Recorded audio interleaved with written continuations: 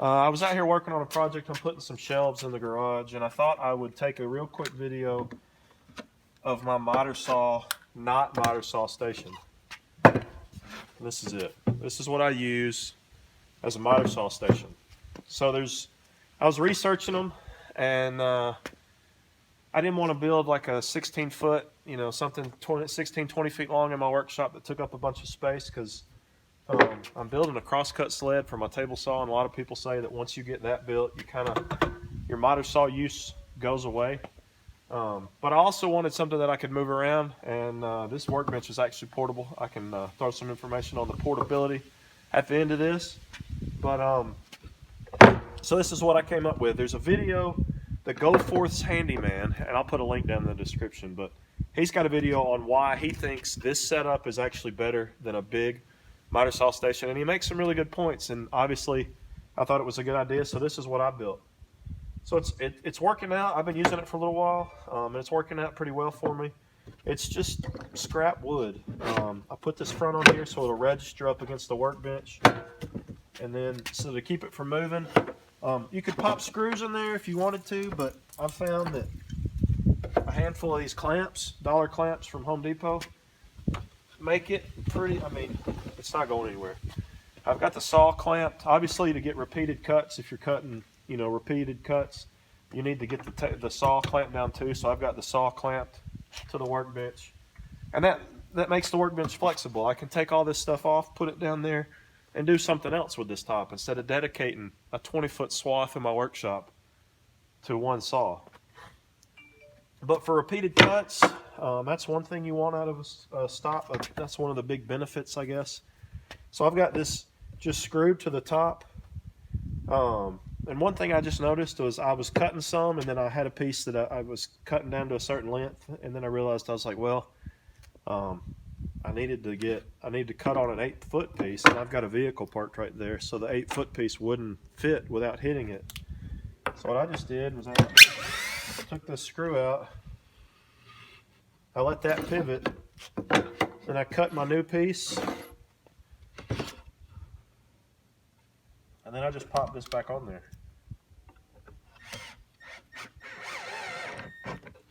And it was back to the races. I was making repeated cuts again. And one thing I was thinking about, and I might implement it, but if I put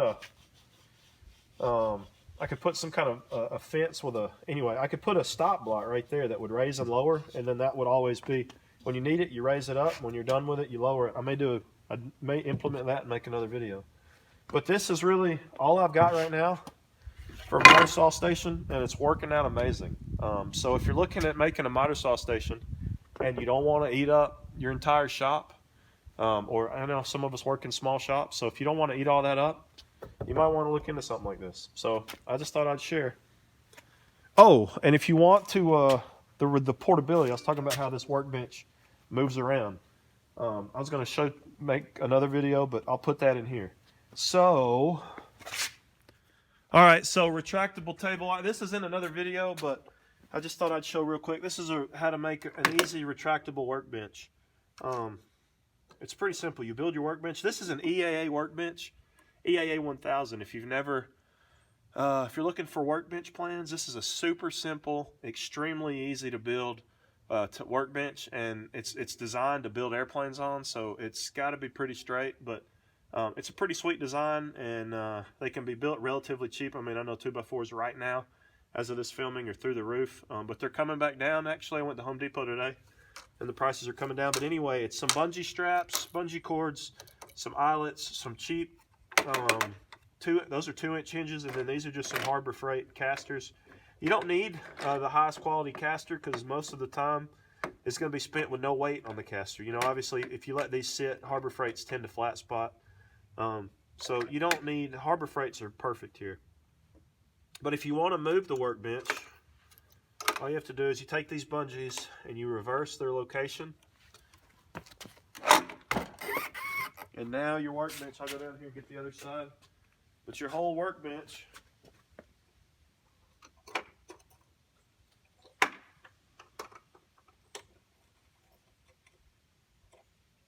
instantly becomes pretty portable. Both sides are done. And you can see you're free to go wherever you want to go. And then when you're ready to set it back down, bungee cord there, little lift, and Bob's your uncle then, nothing to it.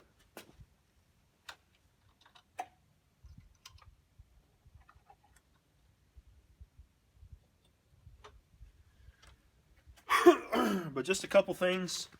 I think I've already said that this isn't my design. I found another video. But just something to think about. When I first started working on this, what I was going to do was I was going to cut all these into 3-inch squares. This is 3-inch. This is a 3-inch square. This is 3-inch by 4.5-inch, I believe. I wasn't thinking, and I was going to do a 3-inch square. And if you look at how this caster swivels, if this was 3 inches, my caster was hitting this leg. So what I had to do was extend that to get this swivelable, get the swivelableness. And then another thing is, let's see, let's do it in the down position. Just a couple things I've noticed might help your build go a little better. Is that you need to look at how you're putting these hinges on this piece, because let me see if I can. Let's do this. I'll block this up.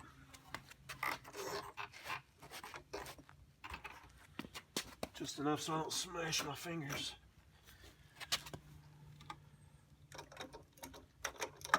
So what you want this to do, see how that stops? That comes and rocks on this piece here. If you set these hinges up in another way, what'll happen is you get some over travel. So instead of coming, and this one's actually got a little bit of it, it won't come in a complete 90, it'll come, this one's, so they both got, looks like maybe a little bit.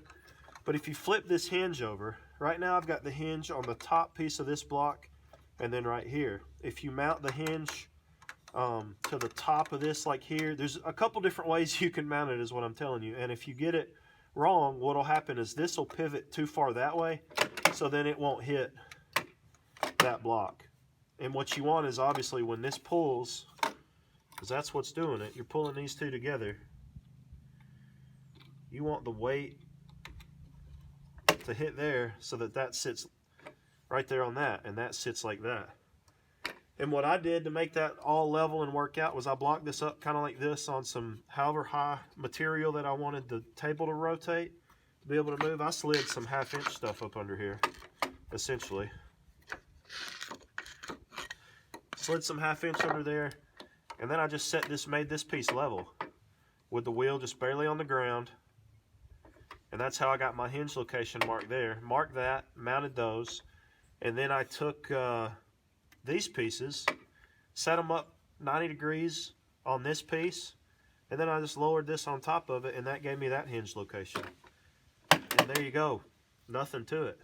So if you're looking at making a retractable bench, and I really, the simplicity and the ease of use, man, this thing, I love it. I've got them on, I've put them on 2 workbenches now, and I'm going to put them on all of them, because the ability to just get a workbench and move it around is amazing. I like to work outside when it's pretty. I don't like sawdust all in my shop. I just don't like it.